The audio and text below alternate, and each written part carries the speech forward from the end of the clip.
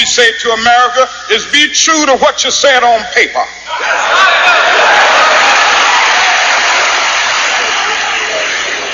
If I lived in China or even Russia or any totalitarian country, maybe I could understand some of these illegal injunctions.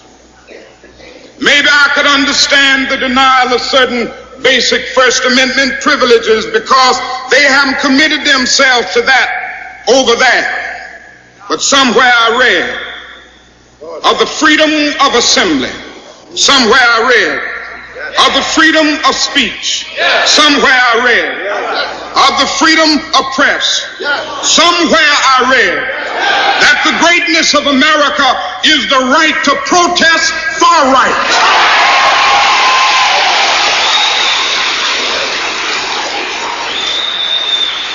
And so just as I say we aren't going to let any dogs or water hoses turn us around, we aren't going to let any injunction turn us around.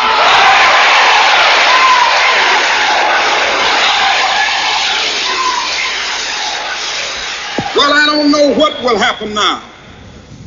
We've got some difficult days ahead. But it really doesn't matter with me now because I've been to the mountaintop. I don't mind. Like anybody, I would like to live a long life. Longevity has its place. But I'm not concerned about that now. I just want to do God's will. And He's allowed me to go up to the mountain. And I've looked over and I've seen the promised land. I may not get there with you, but I want you to know tonight that we as a people will get to the promised land.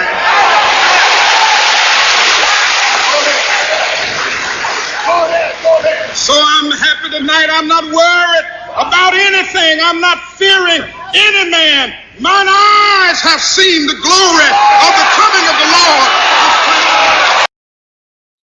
My name is Jazrel Cavon, and this is the humble beginning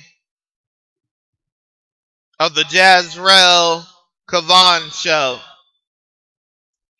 I believe that you have in your heart the power to change lives. I believe that within there's a fire burning, waiting to come out on the outside so all those can see that you have gone through enough in your life, that you have walked through the fire of hell, that you have tried every method there is to hold back and tame who you are. Some of us have been too kind to each other and not enough love for each other. Some of us steal blessings from each other, believing that is the way to go. When I say stealing blessings, I mean they is in your life because they know you are blessed. So they suck all the power that God is trying to give you so that they can benefit and fortune off of you. Leaving you in a disarray, leaving you in drama, leaving you in pain and anguish. This is the enemy. He sent those wolves in sheep clothing to tear down your belief in yourself, to tear away the power of who you are, the strength of who you are. The greatness of God is beautiful. The greatness of God has created you. You are the sons and daughters of the living God. You are the sons and daughters of Adam and Eve. You must believe that you are more powerful than you know, that you speak with authority when you speak. The power of the Lord is with you. There's nothing wrong with you confronting those things that's going wrong in your life, but you must not be emotionally attached to it, because God has a way of bringing things around. I believe in karmatic destiny, that what we do, what we say, what our deeds are, will come back around to us.